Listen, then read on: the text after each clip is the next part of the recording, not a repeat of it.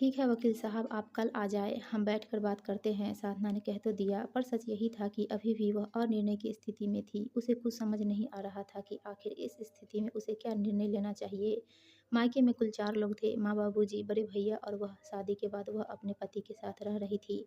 उधर बड़े भैया भी शादी के बाद माँ बाबूजी से अलग अपनी गृहस्थी बसा चुके थे। 10 साल से उसके माँ बाबूजी छोटे से किराए के घर में अकेले रह रहे थे। क्योंकि तीनों घर एक ही शहर में थे, तो मेल मुलाकात होती रहती थी। सब कुछ ठीक चल रहा था, पर पिछले कुछ समय से माँ के गिरते स्वास्थ्य ने सबको चिंता में डाल दिया था। उम्र के इस पड़ाव पर बाबूजी भी काफ़ी अशक्त हो चले थे। घर के सभी काम, उस पर माँ की देखभाल अब उनसे सधती न थी।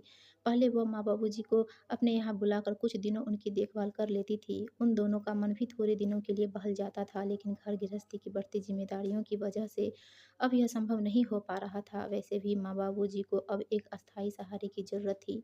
मायके में कोई और था नहीं, इसलिए उसने बड़े भैया से बात करने का मन बनाया। देखो, अभी मेरे पास बहुत उलझनें हैं, बच्चों की पढ़ाई का तगड़ा खर्च, सो ना ही मेरे पास पैसा है और ना ही इतनी जगह कि मैं माँ बाबूजी को रख सकूँ। हाँ, ज़्यादा से ज़्यादा तुम कहो तो महीने के कुछ रुपए मैं उन्हें दे सकता हूँ, वह भी अपने खर्चों में कटौती करके। बड़े भैया ने जैसे हाथ खड़े कर दिए। भैया, बात पैसों की नहीं है।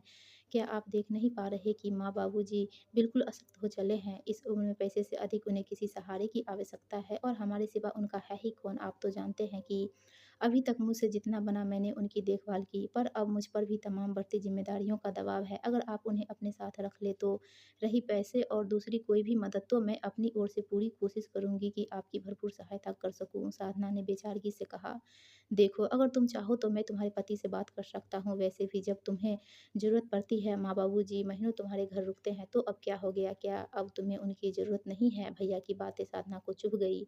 हाँ भैया, मानती हूँ कि माँ बाबूजी ने मेरे लिए बहुत कुछ किया है, पर इसका मतलब यह तो नहीं कि उन्होंने आपके लिए कुछ कम किया है। फिर मैंने भी तो आज तक अपना बेटी धर्म ईमानदारी से निभाने का प्रयास किया है, मगर आप तो, कहकर साधना ने एक सांस ली। भैया के मन में अपने लिए इतना ज़हर देखकर उसकी आंखों में दर्द उभर आया। क्या ज़रूरत पड़ने पर बेटी की मदद करना माँ बाबूजी का कोई गुनाह हो गया? उसने तो इस तरह की बातें कभी सोची ही नहीं। बचपन से माँ ने बड़े भैया को घर में एक विशेष दर्जा दिया। उनकी पढ़ाई की टेबल, उनकी ज़रूरत की कॉपी किताबें, उन्हें हॉस्टल में रखना आदि सब उनकी मर्ज़ी के मुताबिक ही तय होता था, जबकि वह कैसे भी, कहीं भी अपनी पढ़ाई कर लेती थी। उसे कभी किसी विशेष सहूलियत की आवश्यकता नहीं पड़ी। सालों से घर में हर छोटे-बड़े फैसले में बड़े भैया को आगे रखकर उनकी बात का सम्मान रखा जाता था। स्वयं बड़े भैया उसे कई बार कह चुके थे कि बेटा, तुम इस घर के मामलों में मत पड़ा करो, हम आपस में निपटा लेंगे। तुम अपना घर सँभालो, इस घर की और माँ बाबूजी की चिंता मुझ पर छोड़ दो। तो अब क्या हो गया? अब वे क्यों अपनी ही कही बात और ज़िम्मेदारी से मुकर रहे हैं? फिलहाल वह इतना समझ चुकी थी कि भैया के मुँह से निकलने वाले ये शब्द असलियत में उसकी भाभी के दिमाग की उपज है। बात आई गई हो गई थी, पर साधना की चिंता दिनों दिन बढ़ने लगी। एक बार रमन से बात कर देखूं, हो सकता है वे मेरी परेशानी को समझे। आखिर मैंने भी तो उनके घर वालों के लिए इतना कुछ किया है। सालों से इस घर और ससुराल के प्रति अपनी पूरी जिम्मेदारी निभाई है। क्या मेरा इस घर में कोई हक नहीं बनता? माँ बाबूजी उसके साथ उसके घर में रहेंगे तो उसकी सारी टेंशन ख़त्म हो जाएगी। हाँ, थोड़ा काम बढ़ जाएगा, पर देखा जाएगा, सोचकर उसने पति से बात करने का निश्चय किया। क्या मूर्खों जैसी बातें करती हो? अपने भाई की ज़िम्मेदारी अपने कंधों पर क्यों लेना? बेटे के रहते वे लोग बेटी के पास रहे तो लोग क्या कहेंगे? आखिर सामाजिक नियम कायदे भी कोई चीज़ है। छूटते ही रमन ने सामाजिक मान्यताओं के नाम पर जैसे पल्ला झाड़ लिया। पर माँ बाबूजी ने सदा ही वक्त पड़ने पर हमारी सहायता की है। आज उन्हें हमारी ज़रूरत है, तो हमें भी अपना फ़र्ज़ निभाना चाहिए। भूल गए, हमारे बच्चे के जन्म पर माँ ने आकर पूरी डिलीवरी अकेले सँभाल ली थी। घर के कामों के अलावा मेरी और पीहू की देखभाल कितने अच्छे से की थी। साधना ने पुरानी याद ताज़ा करनी चाहिए। अरे, हर माँ अपनी बेटी के लिए यह सब करती ही है, लेकिन इसका मतलब यह तो नहीं कि इस एहसान के बदले हम उनकी ज़िंदगी भर की ज़िम्मेदारी ओढ़ लें, वह भी उनके बेटे के होते हुए। रमन ने बेपरवाही से कहा। ओह! साधना को किंचित मात्र भी हैरानी न हुई। इतने सालों से साथ रहते वह रमन को इतना तो जानने लगी थी, पर मन का एक कोना अभी भी इस भूल में था कि उसने हर मुश्किल परिस्थिति में रमन का साथ दिया है, तो शायद उसे निराशा न होना पड़े। अपनों द्वारा छली जा रही साधना इस समय भारी उलझन में थी। अपने जन्मदाताओं की फ़िक्र उसे अधमरा किए दे रही थी। कोई आसरा, कोई सहारा न दिखता था। सपने में भी माँ बाबूजी की चिंता उसे डराती थी। पूरी पूरी रात उसे नींद नहीं आती। हे भगवान, माँ बाबूजी के स्वाभिमान और सम्मान की रक्षा करना। वे कभी बेबस और लाचार न हो, हमेशा स्वस्थ रहे, किसी की दया के मोहताज न हो। प्रार्थना करते हुए वह सिसक पड़ती। एक एक दिन बीता जा रहा था। माँ की बीमारी, बाबूजी की तीमारदारी और साधना की लाचारी बढ़ती जा रही थी। क्या करे, किसे अपनी व्यथा कहे? कौन है जो उसके जख्म पर मरहम रख सकता है? क्या कहीं भी माँ बाबूजी को इज्जत की दो रोटी नहीं मिल सकती? आखिरकार साधना ने एक कड़ा फैसला लिया। समाज और खानदान की परवाह किए बिना पास ही एक वृद्धाश्रम जाकर उसने माँ बाबू जी के लिए बात कर सभी औपचारिकताएं पूरी कर आई। मन में ज़्यादा खुशी न सही, पर आत्मसंतोष था कि अब माँ बाबू जी बेसहारा तो न रहेंगे। ऐसे में एक दिन उसे वह मनहूस खबर मिली कि माँ को चेकअप के लिए हॉस्पिटल ले जाते वक्त उन दोनों को एक जीप ने टक्कर मार दी। माँ ने तो सड़क पर ही दम तोड़ दिया और अस्पताल ले जाते जाते बाबूजी की सांसें ने भी उनका साथ छोड़ दिया।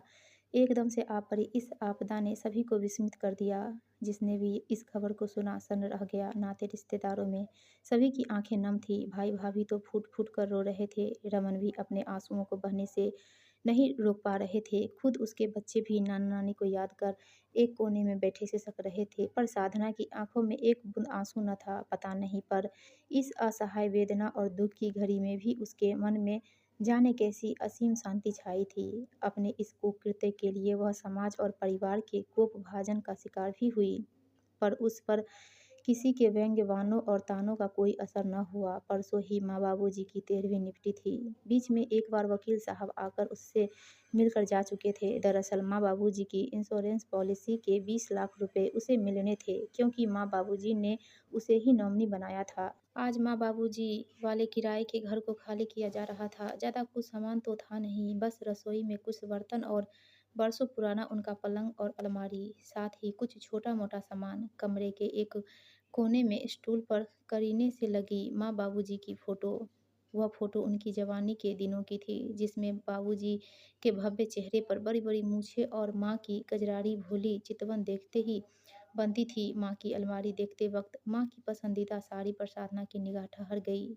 यह साड़ी बाबूजी ने उन्हें शादी की 50वीं सालगिरह पर दी थी। लाल बूटों से सजी सुनहरे गोटे वाली यह साड़ी माँ को अत्यंत प्रिय थी। वह साड़ी उठाकर साधना ने अपने सीने से चिपका ली। पल भर को ऐसा महसूस हुआ कि मानो वह माँ के सीने से जा लगी हो। तभी उस साड़ी की तह से एक पर्ची सरकती हुई नीचे जा गिरी। कौतूहलवश साधना ने उसे उठाया। यह माँ के हाथों लिखी एक छोटी सी चिट्ठी थी, जिसे पढ़कर साधना की आंखों से अश्रुधारा बह चली। प्रिय बेटी साधना, हमारी जिंदगी का सांझ नजदीक है। ईश्वर ही जाने की कितनी और सांसों की मोहलत बची है हमारे पास। बेटी, हमारी कोई वसीयत नहीं है जिसे हम तुम बच्चों के नाम करके जा सके, मगर संस्कारों की जो दौलत मैंने तुम्हें दी थी, तुमने आज तक भली भांति सहेज रखी है। उसके अलावा जाने अनजाने तुमने एक माँ की पूरी विरासत अपने अंदर संजो ली, जो प्रतिपल मैंने तुम्हारे कर्मों के रूप में साकार होते हुए देखी। कितनी विचित्र बात है कि वसीयत देने वाले की इच्छा पर तथा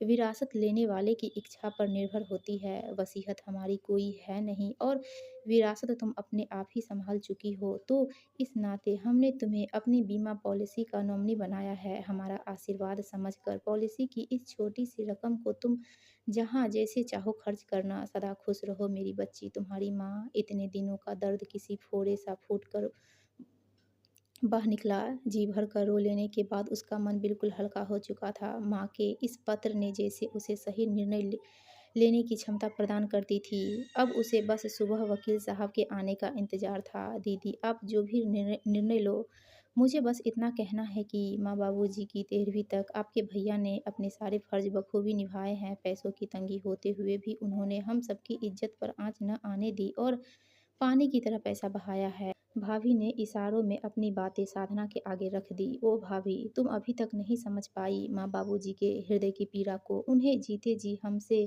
थोड़ी सी देखभाल और अपनापन चाहिए था, न कि मरने के बाद यह दिखावा। वैसे भी आपने यह सब माँ बाबूजी के लिए नहीं, बल्कि समाज में अपनी साख बनाने के लिए किया है। सोचते हुए साधना का मन उदास हो चला। देखो साधना, जो करना बहुत सोच समझ कर अपने बच्चे के भविष्य का सवाल है। रमन ने इससे अधिक बोलना ज़रूरी नहीं समझा। आखिर साधना उसकी पत्नी थी, वह जो भी फैसला लेगी उसके पक्ष में ही होगा। उसे इस बात का पूरा विश्वास था। वकील साहब, माँ बाबूजी के बीमा की सारी रकम 20 लाख रुपए मैं उस वृद्ध आश्रम में दान करना चाहती हूँ, जहाँ हर तरफ से निराश होकर मैंने उनके रहने की व्यवस्था की थी।